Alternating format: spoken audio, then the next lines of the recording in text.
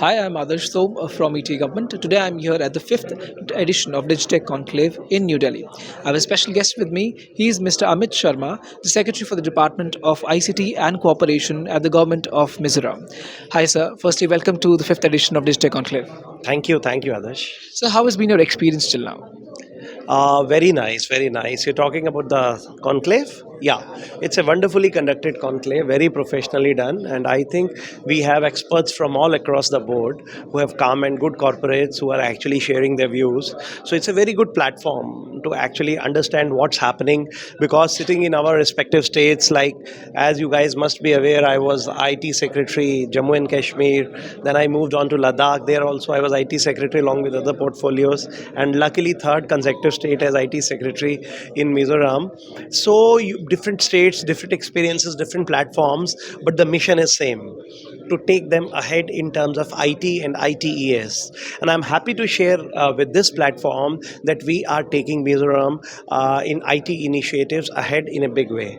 Like we are implementing e-office there, which was never there, and also enabling all kinds of electronic services out there. Data center is coming up big way, and similarly, we are inviting a lot of corporates out there to actually explore the possibilities. I've also involved Invest India to explore the possibility of setting up GCC there, and we are welcoming all kinds of CSR initiatives which can be taken out there. One similar initiative I would like to share, a recent one, is Microsoft we involved, and we are telling them under CSR to train our government officials for AI certification. So AI holds the future, and my session today was also on AI. So I want my people in Mizoram to be experts in AI as per the AI India mission. Also, we are going big way. So I think this is a wonderful platform, and many such initiatives are required. And I welcome all of you to Northeast. Come to Mizoram, organize a very good conference there, and give best to the people out there, as it is known for its initiatives being taken all across the country.